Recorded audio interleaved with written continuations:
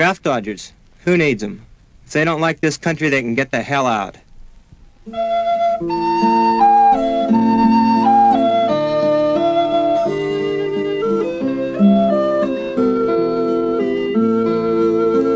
Todd Records presents Draft Dodger, a selection of the recorded comments of 8 American draft dodgers and their Canadian friends.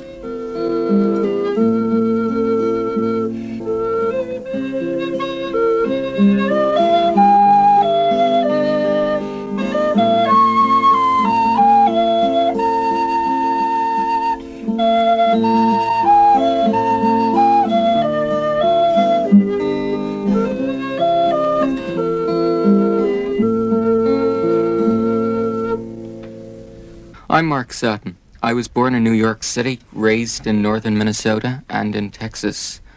And as of 2 months ago, I was a student at Harper College at the State University of New York in Binghamton, New York. Today I'm a draft dodger, a draft resistor I prefer to call myself. As of May 1967, I became the new head of the anti-draft program of the Student Union for Peace Action, a New Left group in Canada. The anti-draft program isn't necessarily part of the New Left. My job, working with the anti-draft program, is to answer mainly the letters sent up by kids from the States to counsel them and to help get across the meaning of coming to Canada. We get about 10 letters a day. These letters are kind of indicative of the kinds of kids who are coming up. These kids are as diverse as the Americans themselves. When I first came up, I thought most of them would be hippies or radicals, because that's the image most people hold of them in the United States. This isn't so at all. Most of them are, I hate to say it, middle class, but middle class in the best sense. Most of them are college graduates. Those that aren't college graduates have finished several years of school and plan on going back to school in the near future. Most of my work at the soup office consists in answering letters. The rest of it consists in counseling kids who come up from the States as visitors or as landed immigrants, helping them to adjust to Canada. The anti-draft program doesn't just help kids come to Canada. We help kids when they come to Canada find ways to work against the war in ways that are unique and appropriate to their own individual situation.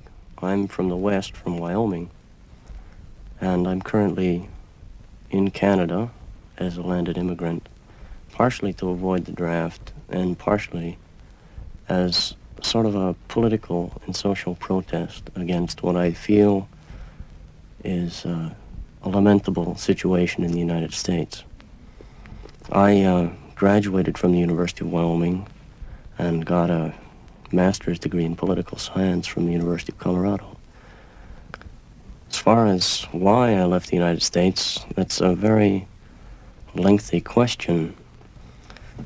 There are a great many things about the United States that have bothered me for a long time, and perhaps some of these things have to do with morality, ethics, or what have you. Perhaps even religious in a sense, although I'm not an adherent to any particular religion. But one of the things that I think can be said about all religious, moral, or ethical notions is that they're based on a certain way of thinking. That is to say, that religious teachers have always maintained that one should live in harmony with his environment, with the people around him. He should also have a consistent way of thinking and should maintain a certain personal integrity in his life. The other extreme, which all religious teachers have criticized, is that of feeling that the entire purpose of human existence is the mere accumulation of material goods or wealth. Now, I think it's relatively obvious that the United States engaged in the second sort of system. That is to say, it's a basic thing within the United States. The entire system is based on the accumulation of material goods as the only good for the society. All right, this has a lot of serious implications. For instance, you could start with maybe the food you eat, and start with the staff of life. That's very basic. You see, you can't get a good loaf of bread in America because they've watered down the formula so much that you get a kind of a loaf that the average housewife could compact into a little doughy ball the size of a walnut. Now, I'm sure a lot of people are getting rich selling this kind of bread, but it doesn't do you much good if you eat it. Well, in any case, there's some very basic things about America that need to be thought about. My name is Rich Paderak. I'm a draft dodger in Canada. I don't think I'm too much unlike most American men. I grew up in a suburban community. I went to a suburban high school. I went to a middle-class university. I went on to fight in the war on poverty for 15 months. I think I am just a person who has reacted in a different way to a situation which has confronted most Americans. Sometimes I feel that I am the person, the American, who believed what my parents were telling me, that there was a right and a wrong, and that this also did affect nations. And the fact was that the United States did not ever commit a wrong. This is what we were taught in school. And I believed this, and when I saw my country committing a wrong, I couldn't accept it. I couldn't go along with it. And in that way, I have disagreed with my country. I also feel that I still love my country very much, that I couldn't go along with my country. I couldn't help my country destroy itself. I thought that the war, I feel the war in Vietnam is destructive to the United States domestically and internationally, and that to go along with it would be to help prompt the death of a great nation. And I'm very much opposed to this, and as an American, I couldn't go along with this, even if it meant that I could no longer be an American. My name is Danny Swink. I came to Canada 1 month ago yesterday. My hometown is in Anderson, South Carolina. Why did I come to Canada? Well, for one reason, I'm very opposed to killing.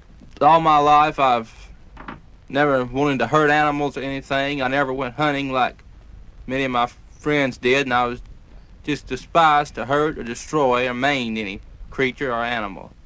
I don't claim to be a pacifist. If a man hit me, I'd hit him back. If a man tried to kill me, I'd probably try to kill him. I'm not saying I wouldn't fight in a war. I mean, I can't say how I would have reacted to previous wars or how I might react to a war now, but to me, this particular war in Vietnam seems stupid and ridiculous. I don't have no desire to kill the people of Vietnam. I have no desire to join a military organization at all, to be honest with you, because a military organization exists for one main purpose, and that is killing people, and I have no desire to do these things. Now, I have a good many friends in the service, and some of my friends have sons in there, and it makes me very sad to see they have to go. I pray that they'll all get to come back alive, and I hope they have happy and productive lives in the United States. For them it may not. I regret that very much, and I hope that this will be the last war America has to fight, but I doubt that very seriously.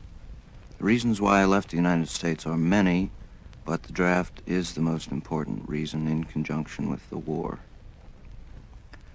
I'm not a pacifist, but I think that it would be wrong for me to aid in any way the United States military establishment, because I think the war in Vietnam is wrong and illegal, and we're hurting a great many innocent people the way we're going about it.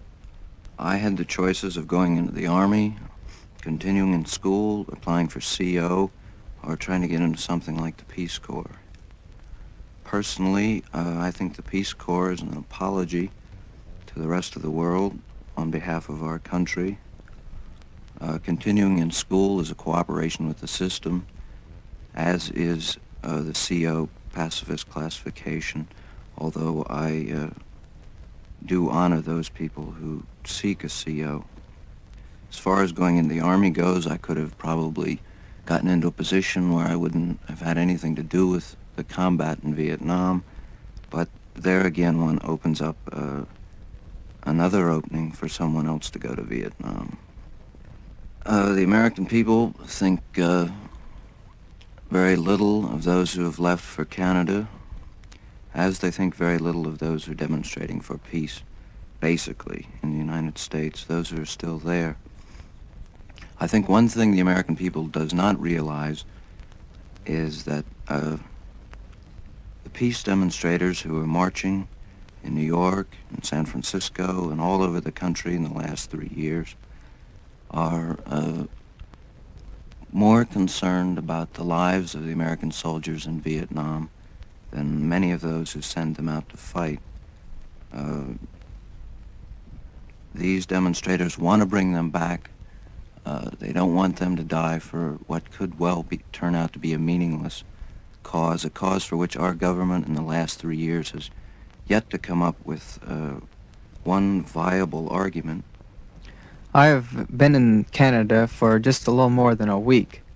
My name is Tom Zimmerman, and I'm 24 years of age. I have a BA in philosophy at the University of Kansas, and my interests are many and varied. As a matter of fact, I've had much difficulty in narrowing my interests down and directing them in productive areas. I'm from Pittsburgh, Kansas, which is a small community in southeast Kansas, and in some ways is kind of isolated and remote from much that is going on in the rest of the United States and in the rest of the world. However, I've worked in Kansas City, which has exposed me to new people and new ideas and new ways of life, and I've also attended the University of Kansas. Some of my background has been that I've worked in Kansas City in 2 engineering offices to earn money while going to school. Drafting isn't my main interest or my goal in life, but I found that it was a useful way to gain both some practical experience and earn money for school. While at the University of Kansas, I majored in philosophy, and in this discipline and area of study, I thought through ideas that affect me both personally and affect my ideas on war and peace and values of man and a person's personal obligations both to himself and to society. In connection with my coming to Canada, something of this nature, of course, is an issue that affects one deeply, and one has to think about it seriously and for a long time. I suppose that since I was eligible for the draft from the very beginning of the Vietnam conflict, when I heard of people coming to Canada in order to avoid the draft for personal reasons and moral convictions, reasons of moral convictions, I considered this possibility for myself. But at first it was a remote possibility, and I thought there must be other ways that I personally could resist the war and a course of action which would enable me to do what is consistent within what I feel is right and what I feel is my personal obligation. When I decided to leave school, I was faced with 4 choices. I could either go to jail, go into the Army, become a conscientious objector, or come to Canada.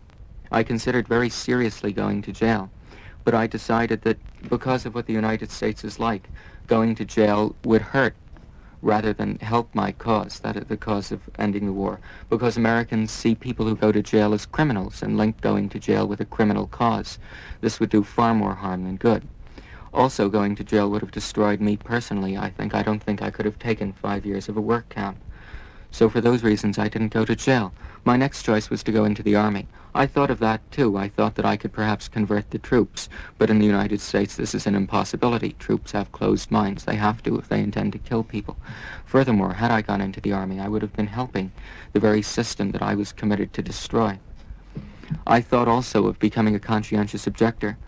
I dropped this quite readily because I realized, and it's really obvious if you're not trying to seek CO status for religious reasons, that you're simply cooperating with the system also. You're playing their own game, only in a less direct level. You're serving the military machine by being doctors in Vietnam just as much as you are by being soldiers there.